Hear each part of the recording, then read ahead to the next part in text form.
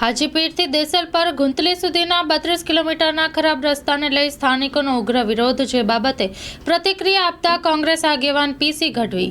Story report by કરણ વાઘેલા, ભુજ. હું પીસી ગઢવી, કચ્છ જિલ્લા કોંગ્રેસ પ્રવક્તા અને લખપત તાલુકા પંચાયતના માજી પ્રમુખ. મારે આજે આપના માધ્યમથી એ કહેવું છે કે આજે હાજીપીરના લોકો ત્યાં રોડ ઉપર, દેસલ પર ફાટક ઉપર અને હાજીપીર નરાણા ફાટક ઉપર આંદોલન કરીને બેસી રહ્યા છે કે જ્યાં લાખો ટ્રકો ચાલે છે અને એ ગરીબોને આવવા જવા માટેનો જે મેઇન હાઈવે છે એ તૂટી અને ટુકડા થઈ ગયો છે. ભ્રષ્ટાચાર રૂપી રોડ અને આવા હજારો ટ્રકો ચાલે, જેમાં બ્રોમિનની કંપનીઓની ટ્રકો કે જે સરકાર એ બ્રોમિનની કંપનીઓને ક્યારે ફરજ પાડી નથી શકતી, એટલું એમનું નાક દબાવવામાં આવ્યું છે. આર્ચિયન કંપની હોય કે સત્યેશ હોય કે ગુજરાત સમાચાર હોય કે જય રવેચી હોય કે નીલકંઠ હોય કે સોલારિસ હોય, એગ્રોસેલ હોય, આ બધી કંપનીઓ સાથે મળી અને આ રોડનો વિકાસ કરી શકે છે. પણ નહીં, લોકોએ આજે આંદોલન કરવું પડે છે. લોકોના પરિવારો દવાખાનામાં સમયસર ન પહોંચી શકે, મૃત્યુના મુખમાં ધકેલાય છે. એના માટે આજે ગરીબોએ આંદોલન કરવાનો સમય આવ્યો છે કે આ રોડને તમે પાકો બનાવો અને ડામર બનાવો. સરકારે જાહેરાત કરી કે ભુજથી નખત્રાણા 4 લેન બનાવવામાં આવશે, 937 કરોડ રૂપિયા ફાળવવામાં આવશે.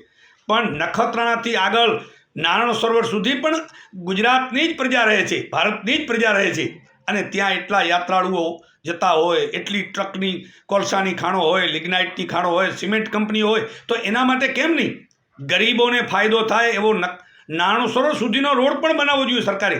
અને સરકારને રોડો બનાવવામાં ક્યાં ખર્ચ લાગે છે? સરકારે તો નખત્રાણા અને અંગિયા ટોલ ટેક્સ મૂક્યા છે. લોકો ટોલ ટેક્સ ભરી અને સારા રોડનો જો ઉપયોગ ન કરી શકે અને નારાયણ સરોવર સુધી 4 લેન ન જાય તો આ કેટલી લોકોની કમનસીબી કહેવાય. આજે લખપતથી નારાયણ સરોવર રોડનું ડામરકામ જ્યારે લોકોએ લડત કરી, અમે લોકોએ સરકારમાં ઘણી બધી રજૂઆતો કરી અને કોન્ટ્રાક્ટરને બ્લેકલિસ્ટ કરવા સુધીની પરિસ્થિતિ આવી, ત્યારે આજે એનું ડામરકામ શરૂ કરવામાં આવ્યું છે. તો દરેકે દરેક કામ માટે દયાપરથી નરાનો રોડ તમે જુઓ, તમે દોલત પરથી બરંદાનો રોડ જુઓ, દરેકે દરેક કામ માટે લોકોએ આંદોલન કરવા પડે અને ત્યારે જ એના રસ્તા બને. તો મારે આપના માધ્યમથી એ કહેવું છે કે હાજીપીરના રોડને સરકારે યુદ્ધના ધોરણે તમામ એજન્સીઓ રદ કરી અને એક સારી એજન્સીને કામ આપી અને ગરીબ પ્રજાના 25 ગામોને ન્યાય આપવો જોઈએ કે જે લોકો શહેરો સાથે કનેક્ટિવિટી જાળવી રહી. અને નખત્રાણા 4 લેનને તાત્કાલિક અસરથી રાજ્ય સરકારની કોઈ પણ ઈચ્છા શક્તિ હોય, એને પ્રજા પ્રત્યે હૃદયમાં જરાય એમને એમ હોય, દયા જેવો ભાવ હોય, તો તાત્કાલિક નારાયણ સરોવર સુધીનો 4 લેનને લંબાવવો જોઈએ કે જેથી કરીને હજારો લોકો આરોગ્ય, શિક્ષણ અને બીજી ધંધાકીય સુવિધાઓથી વંચિત રહે છે એ વંચિત ન રહે.